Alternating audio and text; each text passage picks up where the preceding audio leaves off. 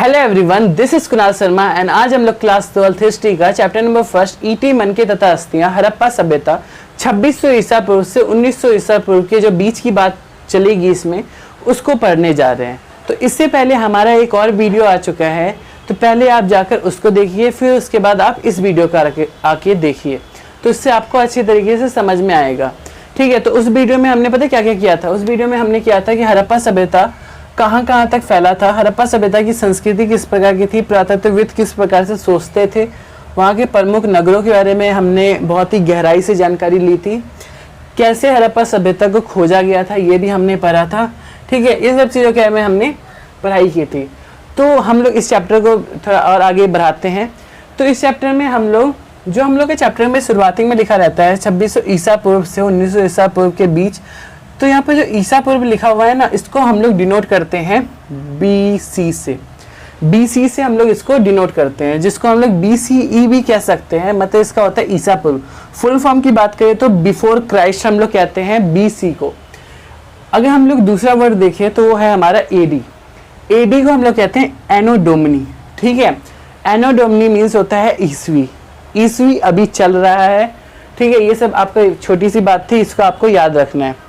अब हम लोग अपने बुक की टॉपिक की ओर आते हैं। जो अब आपका बुक का टॉपिक में जो आपका पहला टॉपिक बनेगा वो है आपका निर्वाह के तरीके, मतलब हड़प्पा सभ्यता के लोग अपना जीवन का निर्वाह किस प्रकार से करते थे।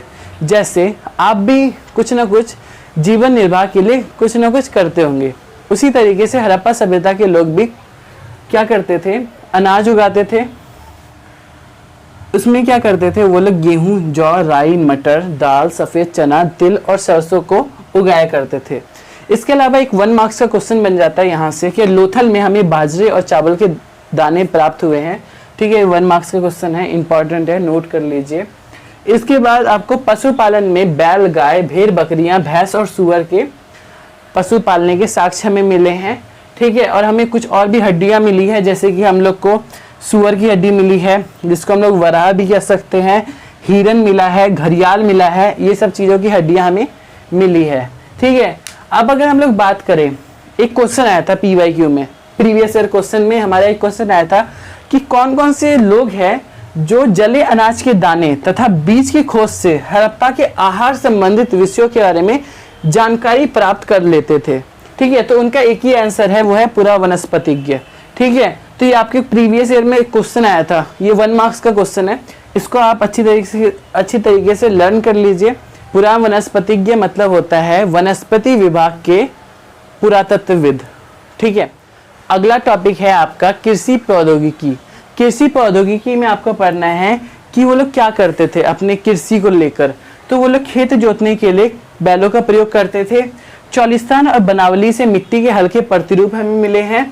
हड़प्पा में खेत जोते जाते थे, ये तो हमें पता है, और हल रेखाओं को 2 समूह में बांटा गया था। ग्रुप वाइज वो लोग खेती करते थे, और क्या करते थे वो लोग एक दूसरे को समकोण पर काटते थे। वो लोग क्या करते थे, 90 डिग्री का एंगल होता है ना, उस हिसाब से वो लोग काटते थे।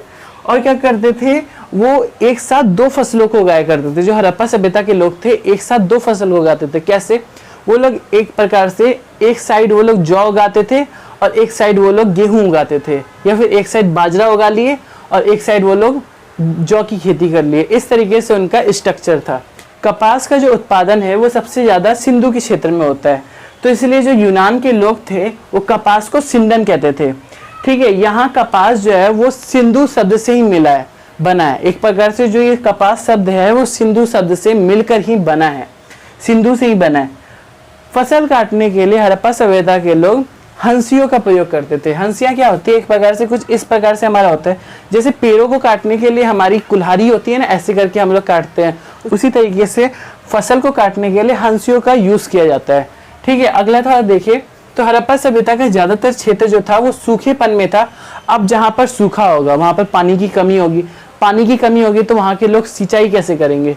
तो सिंचाई करने के लिए क्या व्यवस्था की गई थी, वहाँ पर एक हमें अफगानिस्तान में एक जगह है सुरतुगई, वहाँ पर हमें नहरों के साक्ष्य मिले।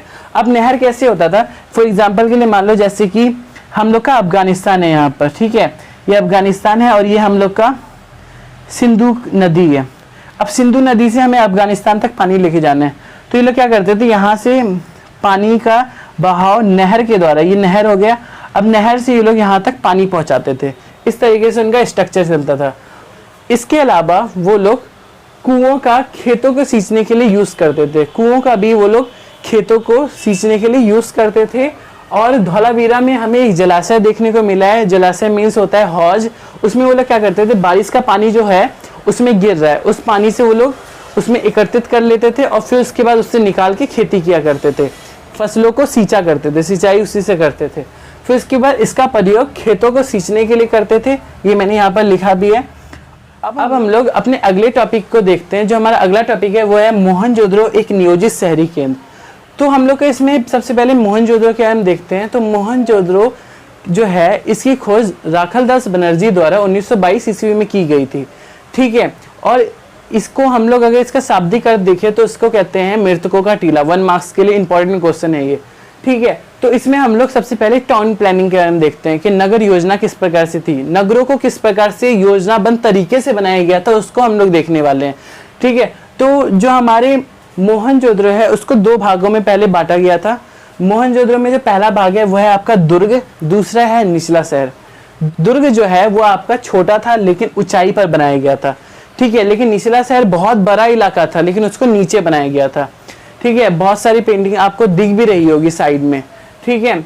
जो आपका निचला शहर है उसको अलग करने के लिए दुर्ग को दीवार से घेर दिया जाता था और सेम इसी प्रकार से जो निचला शहर है उसको भी दीवार से घेर दिया जाता था। दुर्ग में शासक वर्ग का परिवार रहता था, ज्यादातर राजा महाराजा लोग इसमें रहा करते थे। इससे रिलेटिव जितने भी फैमिली वर्ग है वो सब लोग रहते थे, फैमिली मेंबर्स है वो सब लोग रहते थे।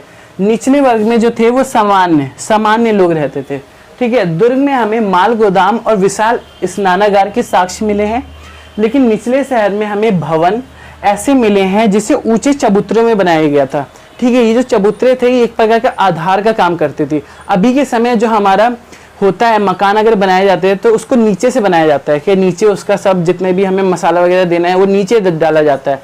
लेकिन उस समय क्या होता था, उसको चबूतरे में पहले ऊपर बनाया जाता था, ऊपर की ओर चबूतरा में बनाया जाता था। ये जो चबूतरे थे एक प्रकार का आधार बेस का काम करते थे। यहाँ पर नींव लिखा हुआ है, ठीक है, नींव का काम करते थे। तो यही था हम लोग का ये वीडियो। इसके बाद भी हमें और भी टॉपिक जितने होंगे उसको भी हम लोग करेंगे। हमारा पार्ट 2 का वीडियो होने वाला है। तो अगर आपको ये वीडियो इन्फॉर्मेटिव और अच्छी लगी तो इस वीडियो को ज़्यादा से ज़्यादा लोगों तक शेयर कीजिए और लाइक भी कीजिए। धन्यवाद।